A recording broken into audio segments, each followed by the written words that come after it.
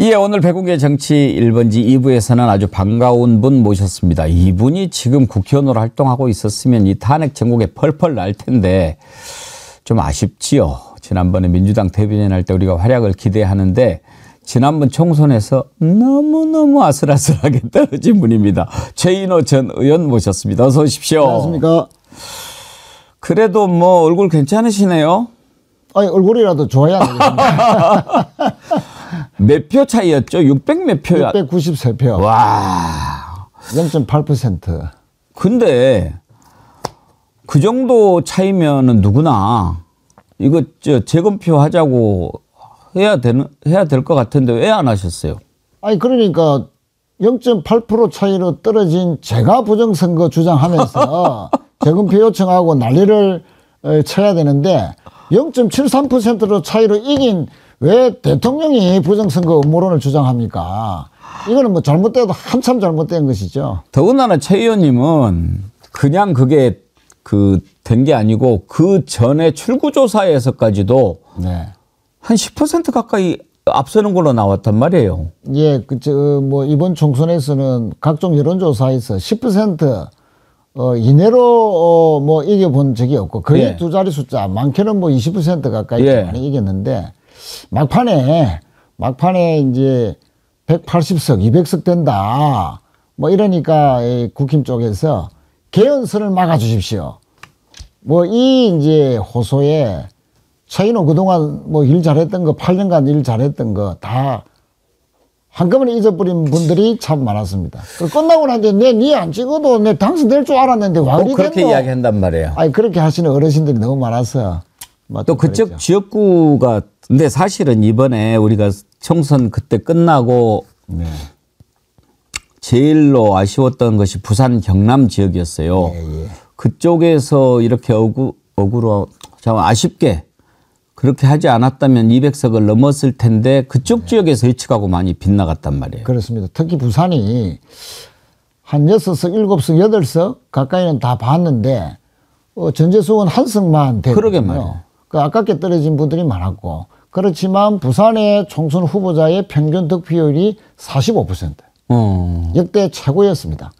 그러니까 부산도 윤석열 정부에 대한 심판 이런 분위기는 분명히 있었지만 막판에 개헌선만은 안 된다 하는 그 호소에 일부 유권자들이 돌아섬으로써 막 그런 결과가 됐는데 사실 득표수나 득표율로 따지면 지금까지 선거 치르셨던 것 중에 제일 높았잖아요. 그렇습니다. 우리 득표율도 49.6%였으니까. 아, 제가요. 예. 예, 저는 이제 지난번 21대 때 딱 50% 기록했습니다. 예. 아니 떨어졌는데 네. 49.6% 이번엔 49.6%. 6%로 네. 떨어졌다는 것도 참 그것도 믿기 힘들잖아요. 그렇습니다. 저는 이제 출구조사는 정규선거 5번 선거 다 이겼거든요. 그러니까 세 번 연달아 이제 출구조사는 이기다가 이제 개표는 졌고. 예. 그런데 그 뒤에 이제 2번 연달아 다 이겼는데 출구조사로만 보면 5선 의원입니다, 제가. 그래서 최인호 의원님하고 김종민 의원하고를 출구조사 브레이커라고 부르잖아요. 예. 김종민 의원은 또 반대잖아요. 예. 출구조사는 지는데 또 실제로는 되고. 참. 지금 부산 경남 지역의 민심은 어떻습니까? 윤석열 탄핵을 바라보는. 우선 이제 부산에도 윤석열 쿠데타 또는 계엄이 너무 잘못됐다. 탄핵은 반드시 인용돼야 된다라고 생각하는 분들도 꽤 많이 있습니다. 그런데 이게 이제 조기 대선으로 연결된다 보니까 탄핵에는 찬성하는데 정권을 바꾸는 데는 동의 못 하겠어. 라는 소위 이제 중도층이 예. 꽤 있다. 그래서 앞으로 부산에도 조기 대선이 있을 경우에 탄핵에는 찬성하는데 정권 교체해 줄까 아니면 정권 유지할까를 고민하는 이 중도층 한 20, 30%를 우리가 어떻게 잘 지지로 확보하느냐 여기에 따라서 조기 대선에서의 어떤 우리 당 후보의 지지율이 결정될 것 같습니다. 예. 부산 경남하고 TK는 많이 다르잖아요. 그렇습니다. 그러니까 이제 뭐 부울경 같은 경우는 탄핵이라는 이슈, 그러니까 이 계엄이 터졌다라는 그런 이제 아주 큰 이슈에 대해서는 서울하고 거의 차이가 없습니다. 그 서울과 부산의 동조화 현상인데, 그러나 이것이 선거와 연결될 때는 뭔가 보수적인 심리가 서울보다는 훨씬 더 발휘 되면서 자꾸 문턱에서 좌절되는 그런 후보들이 많죠. 네. 근데 지금 이제 명태균 특별법이 이제 오늘 본회의에서 통과가 될 텐데, 네. 명태균이라고 하는 사람은 창원뿐만 아니라 부산 경남에서는 웬만한 정치인들이 다 아는 사람입니까? 저희 민주당하고는 인연이 없으니까 아마 우리 당의 뭐 국회의원들이나 정치인들이 아는 사람은 거의 없는 것 같고, 예. 국힘 쪽에서 뭐 창원을 기반으로 했기 때문에 경남에는 아마 모르는 사람이 거의 없을 정도로 명태균 씨가 상당한 영향력을 미쳤다는 것은 틀림없는 것 같고, 최근에 부산과 관련해서도 박형준 시장이 강혜경 씨를 고소를 했습니다. 예. 강혜경 씨가 지금까지 명태균 그 관련 여론조사 회사에서 박 시장의 보궐선거와 또 22년 시장선거와 관련해서 여론조사를 뭐 7번인가 뭐 하여튼 수차례 해줬는데 뭐 거기서 뭐 문제가 있다는 식으로 주장을 하니까 여론조사 한 적도 없고 명태균 씨는 전혀 일면식도 없다라고 하면서 어쨌든 고소를 했는데, 지금 이제 중앙지검에서 어제 그 오세훈 시장의 뭐 후원이라는 김한정 씨에 대해서 압수수색이 들어갔지 않습니까? 예. 똑같이 연제경찰서, 부산의 연제경찰서로 고소했는데 이 사건도 똑같습니다. 혐의는 의혹을 받는 거는 똑같죠. 오세훈 시장이나 그 홍준표 시장이나 다 여론조사와 관련해서 여론조사를 했느냐, 했다면 조작이 있었느냐, 또 비용을 누가 댔느냐, 본인이 됐느냐, 다른 사람이 됐느냐, 알고 있었느냐, 이건데 박 시장도 명태균 씨가 여론조사를 했다면 여론조사 왜 했느냐, 그것이 공천에 끼친 영향, 그리고 여론조사 비용 누가 됐느냐, 이런 것이 똑같은 성질이기 때문에 본인이 고소한 만큼 이게 지방의 경찰서에서 수사할 게 아니고 이것도 중앙지검에서 똑같은 사건으로 분류해서 박 시장 건도 빨리 수사를 하고 결론을 내주는 것이 좋겠다. 그거는 박 시장을 위해서도 좋은 것 아니겠습니까? 최 의원님은 개인적으로 명태균 잘 모르세요? 저는 뭐 이번 명태균 게이트 터지고 난 뒤에 알았습니다. 그래도 뭐 이렇게 그쪽 지역에서 정치를 하다 보면은 아름아름으로 해서 이런 사람이 있다 하더라 뭐 이런 아니, 얘기는. 이제 이 사건이 터지고 게이트가 터지고 난 뒤에 예. 제가 창원 쪽에 알아봤죠. 예. 그러니까 좀 우리 당에도 안면은 있다 하는 그 분들이 많고. 어떤 사람이라고 그래요? 평가가 나 궁금해서 그래요. 평가가 아주 엇갈리죠. 어떤 사람은 완전히 사기꾼이다 라고 이야기하는 사람도 있는데, 좀 아는 사람들, 특히 국힘 쪽에 있는 사람들은 명태균이라는 사람이 사기꾼은 아니다. 허풍은 상당히 있으나 근거 없이 지르는 사람은 아니다. 또 말이 너무 많은 것은 맞지만 그 말에 뼈대는 사실이다. 줄기는 사실이다. 그러니까 지나서 보니까 예.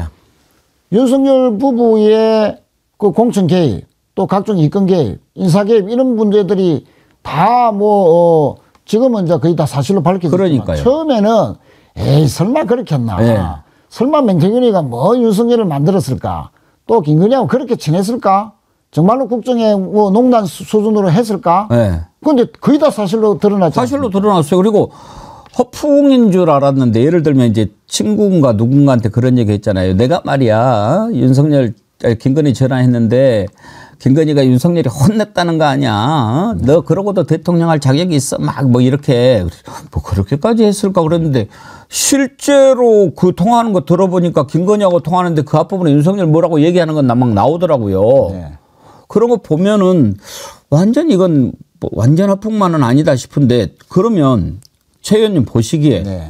도대체 뭐가 있었길래 명태균이라고 하는 사람이 윤석열, 김건희 부부를 그렇게 좌지우지했을까요? 약점을 잡았던 거죠. 뭘까요? 대선 경선 과정에서 네. 뭐 이미 뭐 여러 차례 보도가 됐습니다만 수사에서 밝혀져야 되겠지만, 아니 그 뭐 홍 시장 측으로부터 당원 명부를 받아서 그 명부 중에 일부를 가지고 여론조사를 하면서 가공을 했다. 즉 김건희 여사가 당시에 윤석열 후보를 위해서 이런 워딩이 이제 보도가 됐는데, 아니 여권 안에서는 1등으로 만들어줘라는 이제 워딩이 며칠 전에 보도가 되지 않습니까? 그러니까 전체 여야를 합해서 대권 후보 중에서 뭐 야당은 이제 그 민주당 쪽은 모르겠고 국민의힘 쪽에서 후보 중에서는 1등으로 좀 올라서게 좀 만들어 달라. 그 말은 조작해 달라라고도 할 수 있겠죠. 이게 이제 수사의 핵심 중에 하나 아닙니까?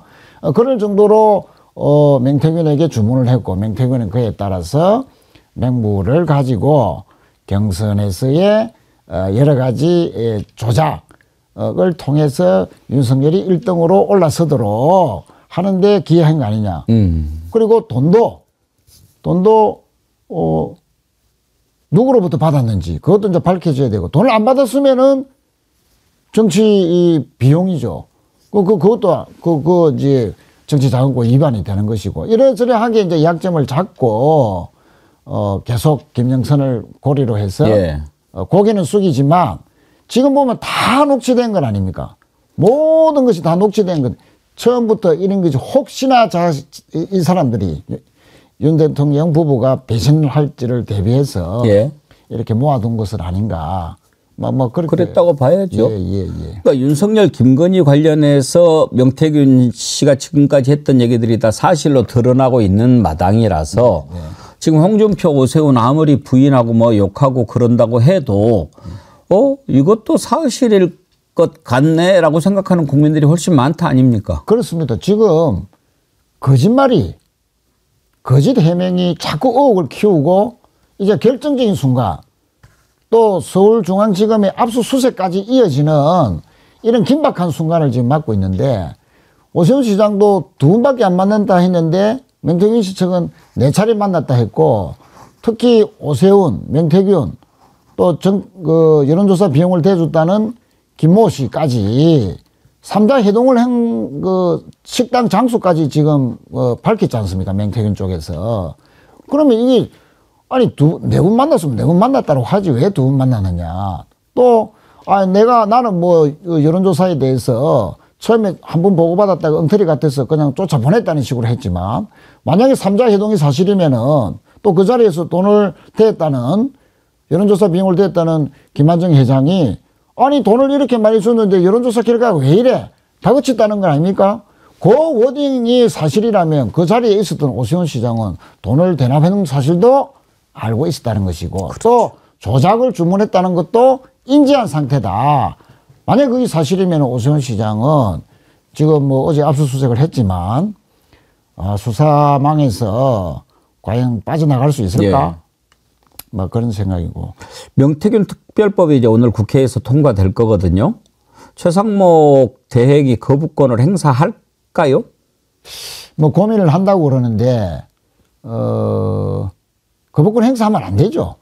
사실은 그 마은혁 재판관만 임명 보류를 했지 않습니까? 두 사람은 이제 임명을 하고, 그 임명을 왜 마은혁은 안 했냐? 똑같은 그 국회에서 선출한 3사람인데 여야 동의가 없었다라고 했습니다. 여야 합의가 없었다, 마은혁은. 여야 합의가 없었다는 게 무슨 말이냐? 그 제가 이제 유추를 해보니까 딱 그거 하나밖에 없습니다. 임명된 2분은 인사청문회 날짜가 달랐는데 그때는 국민의힘이 인사청문회에 참석했습니다. 그런데 마은혁 할 때 날짜가 달라가지고 뭐 다른 정무적인 이유 때문에 불참을 했어요. 그럼 인사청문회에 불참한 것이 여야 합의가 안 됐다는 근거? 그것 말고는 도저히 설명이 안 되는 겁니다. 그러니까 억지로 임명을 하지 않았던 것인데, 뭐 국회에서 선출된 헌법재판관 후보는 헌법에 대통령이 임명하도록 되어 있습니다. 그거는 소극적 권한이죠. 본인이 뭐 선택을 하고 치사 선택하는 이런 그런 권한이 아니지 않습니까? 그럼 그때 당연히 대행이니까 했어야 되는데, 이제 헌법재판소에서 결론이 난 만큼 즉시 임명을 해야 되는데 임명을 안 한다면 참 참 이거는 임명을 안 할 수가 없을 것 같고, 명태균 특별법을 과연 거부권을 행사할 거냐 하는 건데, 저는 설사 거부한다 하더라도 다시 이제 재의결하면 좀 상황이 달라지지 않겠냐, 이렇게 생각이 돼서 한번 여쭤보고 싶은 거예요. 그렇습니다. 그 명태균 특검법은 이제 통과는 오늘 되겠고, 이제 거부권을 만약에 최상목 대행이 행사를 한다 라고 하면 이제 재결 절차가 남는데 그럼 200석을 이제 채워야 되지 않습니까? 예. 한동훈 변수가 있겠죠. 지금 한동훈 대표가 뭐 이제 본격적인 대권 행보를 출간을 하면서 이제 시작을 했는데, 자신은 어쨌든 탄핵에 찬성했고, 그러나 명태균 게이트로부터는 자유로운 사람이다. 그런 이제 포지션을 가지고 극대화시킬 것이다. 자신의 어떤 장점으로 극대화시킬 것이다. 특히 명태균 게이트와 관련해서는 저는 뭐 일점에 뭐 관련이 없다라고 생각한다면, 탄핵 이후에, 탄핵 선고 이후에 재의결 절차를 밟을 때 한동훈의 선택, 또 다른 정치적 승부수, 윤석열과의 차별화는 출간을 통해서 이제 명백히 한 번 더 확인하는 것이고, 자, 명태균 게이트가 그쯤 되면 서울중앙지검에서의 수사 결과가 상당히 진척될 상황 아닙니까? 앞으로 한 3주 후면은. 그때 상황에서 거의 이제 많이 드러났다. 또 잠재적인 대권 경쟁주자가 연루가 됐다는 것이 상당히 드러났다라고 만약에 가정을 하면 본인은 특검법에 찬성을 하면서 또 차별화를 할 수도 있겠죠. 한동훈 편에 설 국민의힘 의원들이 얼마나 될 것 같습니까? 지금 장동혁도 이미 떨어져 나가고 지금 한동훈 도는 사람들은 다 원외에 있어가지고. 글쎄요. 이제 뭐 상당히 대표 시절에는 20-30명도 해동도 하고 했지 않습니까? 예. 지금은 한 12명 정도는 아직도 유지된다. 아, 그래요? 라는 말들이 있어서 뭐 192명 더하기 8명만 이제 채우면은 200석이 되기 때문에 만약에 8명을 찬성하게 할 수 있다.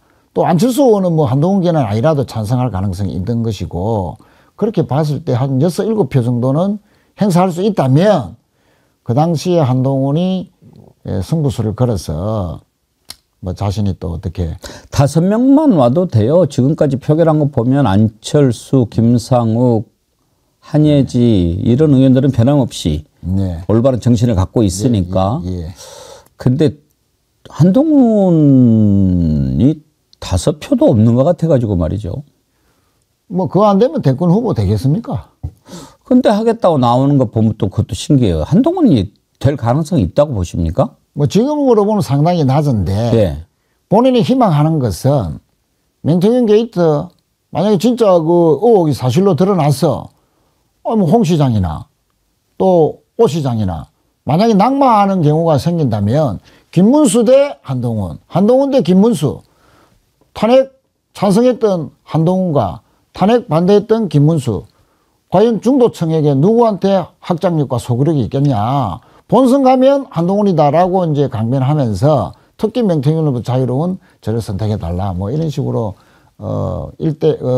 구도를 짤 수도 있는데, 글쎄요, 지금 현재로 보면은 김문수 장관에 대한 강경 보수 세력들의 지지도가 아직도 유지되고 있고, 탄핵이 되더라도 저는 이런 추세로 가면 계속 유지될 가능성이 높다.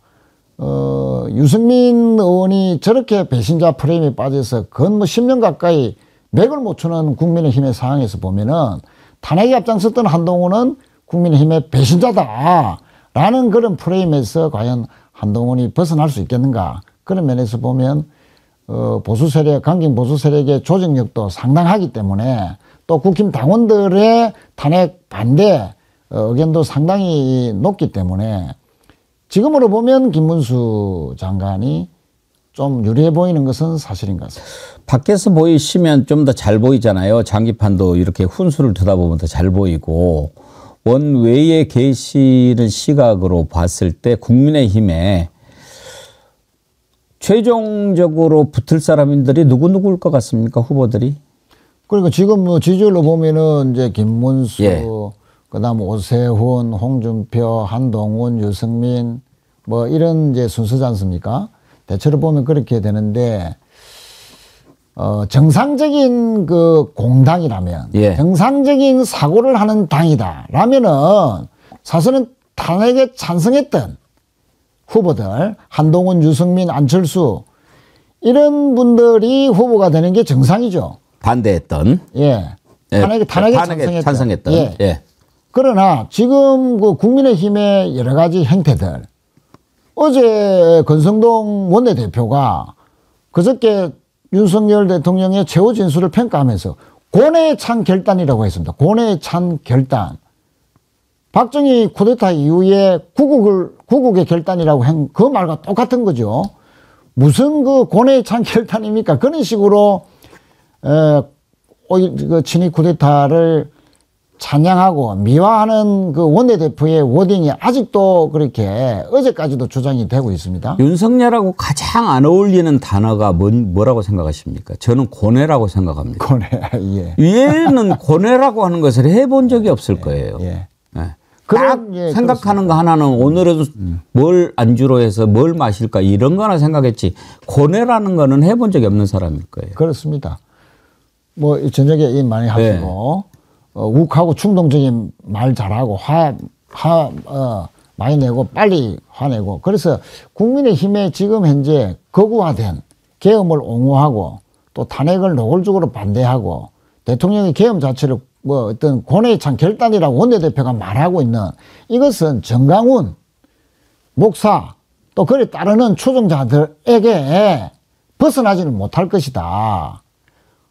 갑자기 이제 윤석열과 차별화하고 손절하면 이분들이 어떤 태도로 나갈지도 모른다는 그런 이제 정강훈과의 손절할 수 없는 국힘의 현재의 상황, 딜레마 이런 것을 과연 극복할 수 있겠는가? 그거 극복 못하면 김문수 장관이 대권 후보가 될 가능성이 높다는 거죠. 아, 참, 부산이 지역구시니까. 네. 그 세 개로 교회인가가 부산에 있어요? 그 뭐 강서구 맹지동에 있다고. 강서구. 뭐 이제 지역구 관련된 분들이 있어서 좀 조심스러울 수는 있겠습니다만 제가 궁금해서 그러는데 네. 어떤 교회입니까? 그래서 한 10년, 20년 사이에 급신장한 신도들이 많이 늘었던 예. 그런 뭐 교회로 알려졌고 정강훈 목사와 그 목사는 상당히 지금 대립을 하고 그러니까요. 집회 장소도 예. 강화문파, 여의도파 해서 다른데 근데 원래 이 목사 성향이 좀 극우 쪽입니까? 평상시에 좀 그런 그 설교 내용 중에 있었다라는 그런 증언들을 듣기는 했었습니다. 예.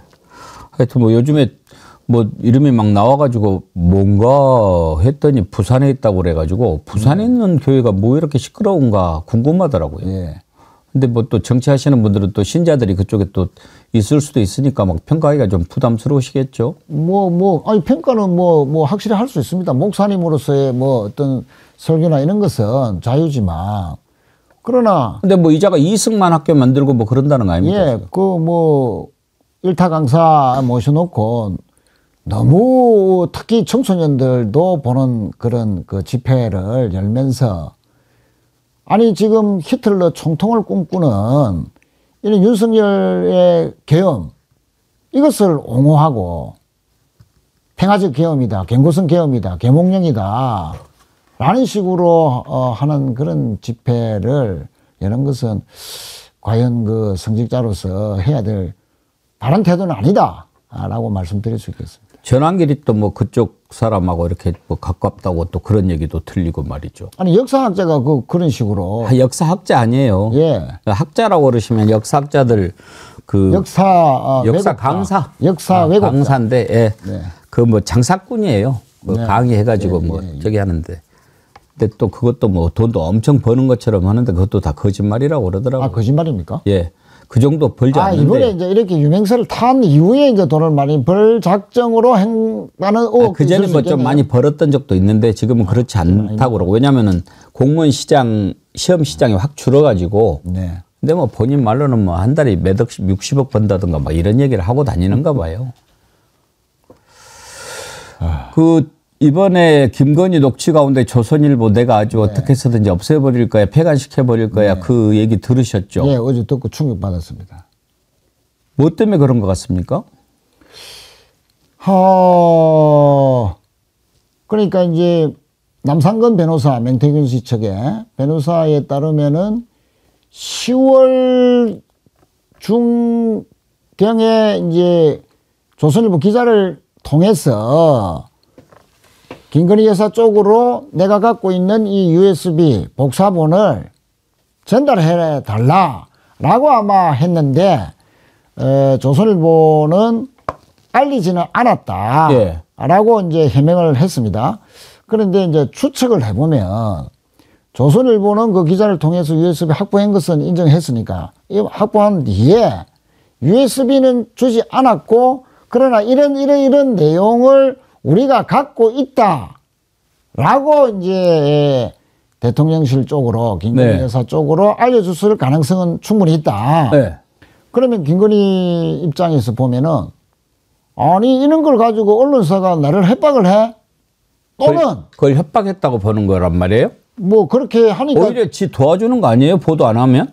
아니 보도 안 하는 거는 또 다른 이제 언론의 윤리의 측면이 있지만 그러니까 그 방금 그 대목에서 예. 아니 보도 안 한 것은 고맙다고 생각해야 되는데 왜 폐간까지 운운했을까? 그러니까. 그거를 예. 한 거지 예. 아닙니까? 조선일보에 대한 사형 선고를 내렸다는 거죠. 예. 그거는 좀 뭔가 그럼 조선일보가 보도 안 하는 뭐 대신에 뭐 다른 거를 요구해가지고 그런 건지 하여튼 뭐 여러 가지 하여튼 추측을 해볼 수 있는 아주 그 의문스러운 대목이죠. 자, 이것이 이제 폐간까지 운운하게 되는 김건희의 그 경로가 도대체 무엇 때문에 그렇게 일어난 것인지를 앞으로 좀 더 이제 파악을 해봐야 되는 대목입니다. 당 대변인 오래 하셨잖아요. 하면서 이렇게 이제 언론사들 많이 겪어보고 그러셨을 텐데 조선일보는 어때요? 이 나라에서 없어져야 될 언론이라고 생각하십니까? 뭐 김건희의 워딩대로 하면은 뭐 조중동 이야기도 나왔습니다만 글쎄요 이번에는 이제 이번 국면에서는 양비론을 했는데 물론 뭐 보수든 진보든 그를 대변하는 언론들은 있어야 되지 않겠습니까? 그러나 조선일보는 지금까지의 보여온 어떤 그 시각이나 이런 것들이 과연 우리 사회에 긍정적인 작용, 긍정적인 에너지로서 작용했다는 측면보다는 오히려 태행적인 측면에서 오히려 그런 영향력을 많이 발휘해오지 않느냐. 특히 그 공화국으로서의 어떤 민주주의 문제라든지 이런 문제에서는 뭐 너무 편향적인 시각을 많이 가진 건 아닌가 하는 그런 뭐 비판에서 자유로울 수는 없다 그렇게 생각합니다. 알겠습니다. 오늘 이렇게 오랜만에 만나뵈서 반가운데 그래도 괜찮으시다고 표정이 괜찮으시다고 그랬는데 아까 이렇게 웃으면서 얘기는 하셨습니다만 그렇게 아슬아슬하게 떨어지고 그러면 극복하는데 참 힘들 것 같은데 좀 얼마 정도 지나니까 조금 평정심이 돌아오시던가요? 글쎄 이제 뭐 당일날 패배가 이제 확정되고 난 뒤에 이제 집에 돌아왔는데 새벽 한 5시쯤 됐습니다. 잠이 안 오죠. 도대체 이제 저는 뭐 떨어진다고는 안 믿어지죠. 전혀 이제 1%도 생각을 안 했기 때문에 잠도 안 오고 한 며칠 뒤척뒤척 했는데 그래도 제가 부산에만 있어서는 안 되겠다. 서울에도 왔다 갔다 하고 움직여야 되겠다. 라고 생각하면서 이제 5월 말경부터 이제 방송을 조금씩 했는데 또 지역구 또 활동도 하고 그러니까 바쁘게 지나다 보니까 아무튼 바쁘게 움직여야죠. 예, 시간 이야기라고 좀 하면서 작년 가을부터는 이제 많이 잊었고요. 그래도 요즘은 새벽에 눈 뜨면 정말로 내가 오늘 출근해야 되는데 하는 생각이 들 때도 있습니다. 그러시죠. 앞으로 이제 또 해야 될 일이 많이 있으실 텐데 어떤 계획 갖고 계십니까? 우선은 뭐 우리 국가 전체적으로 보면 이제 헌정 질서를 빨리 정상적으로 회복해야 된다. 그 정상적인 헌정 질서 회복은 조기 대선이 있다면 조기 대선에서 민주 세력이 집권을 해야 된다. 그 부분에 대해서 좀 전력을 다해서 일을 하고 열심히 해야 되겠다는 생각이고요. 그것이 국민을 위한 대우가 아닌가 생각을 하고 또 개인적으로는 뭐 내년 지방선거가 있는데 그에 대해서 우리 부산에서도 해야 될 역할이 있다면 진지하게 고민을 해보고 있습니다. 아, 부산시장. 그렇죠. 예. 고민을 하고 있습니다. 예. 그래요. 준비하셔야죠. 부산이 그러면 너무 어려웠어. 예. 한때 우리가 임시 수도까지 했던 부산이 이 앞번에 박형준 시장하고는 김영춘 후보가 붙었잖아요. 예, 그거 했고 또 다른 지난번 보궐선거 때는 그렇게 했고 지난번 이제 22년도에는 변성한 후보하고 했죠. 그분들은 지금도 움직이고 있나요? 뭐 두 분도 뭐 생각은 안 있겠습니까? 예. 부산의 지금 가장 큰 현안은 그러면 뭐라고 생각하고 계세요? 뭐 여러 가지 현안이 있습니다만 가덕신공항을 네. 어렵사리 유치를 했는데 지금 총 예산만 15조 5천억, 물가가 더 올라가고 공사 비용이 올라가면 20조 원에 달하는 엄청난 국책 사업인데 29년도에 완공하겠다라고 윤석열, 박형준 시장이 다 공약했는데 예산을 올해도 거의 1조 가까이 우리 당이 주도해서 확보를 해줬습니다. 그러면 그 보상 절차라든지 설계 절차라든지 이런 게 올해는 착공을 해야 되는데 지금 보상도 지금 늦어져서 29년 이 개항 자체가 이렇게 되겠느냐. 그러니까 밥상을 다 우리가 다 차려줬는데 떠먹지도 못하는 윤석열 정부, 박형준 시장. 이 부분이 너무나 안타깝고 어떻게 보면 화도 나고 그런데요. 하여튼 그 부산의 도약을 위해서는 가덕신공항이 29년, 30년은 반드시 완공이 돼야 된다는 것이고요. 그 다음에 이제 일자리죠. 우리 청년들의 일자리. 부산이 한때 우리나라 수출액의 거의 뭐 80%를 차지했고요. 그 다음에 실제 제조 면에서도 30%가 넘을 때가 있었습니다. 그게 80년대 중후반까지만 해도 그랬는데 30년 동안 다 공장들이 빠져나가고 좋은 일자리 빠져나가고 수도권으로 오고 그러니까 좋은 일자리들이 수도권에 집중되다 보니까 청년들이 자꾸 수도권으로 옵니다. 인구도 빠져나가고 그래서 좋은 일자리, 좋은 기업, 부가가치가 높은 기업, 미래산업 이런 것을 어떻게 유치할까 이것이 제일 핵심이라고 알겠습니다. 볼 수 있습니다. 부산 지역 발전을 위해서 애를 많이 쓰고 계시고 또 고민하고 계시는군요. 그거보다 이제 더 중요한 게 다가올 대선에서 승리하는 게 아주 중요한데 그렇습니다. 조기 대선이 치러질 경우에 의원님께서는 쓰임새를 어떻게 생각하고 계십니까? 아무래도 부울경 지역이 전략적 역충지로 봅니다. 아까 총선 때 작년에 45% 평균 득표를 했다고 말씀드렸지 않습니까?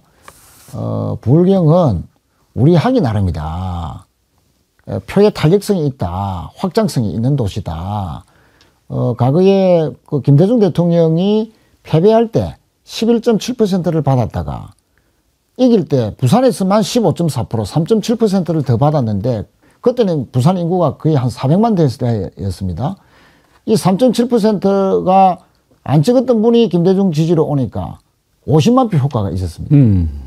노무현 대통령도 30% 받았는데 15% 받을 때의 DJ표하고 2배로 늘어난 노무현 대통령의 표 그것이 또 원동력이 되어서 30만 표 차이로 또 노 대통령이 당선됐죠.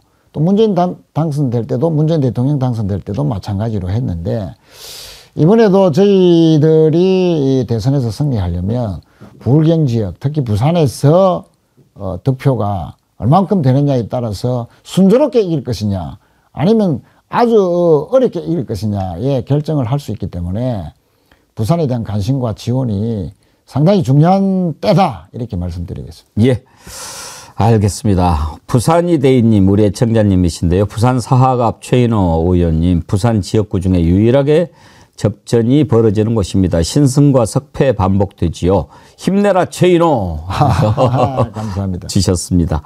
하여튼 이제 이렇게 또 힘들게 시간을 보내셨는데 밝은 모습으로 뵐 수 있어서 반가웠고요. 네. 앞으로도 더욱 건승하시기를 열심히 바라겠습니다. 뛰겠습니다. 예, 다음에 또 뵙지요. 파이팅 하겠습니다. 예, 고맙습니다. 감사합니다. 예. 민주당의 최인호 전 의원님 만나봤습니다.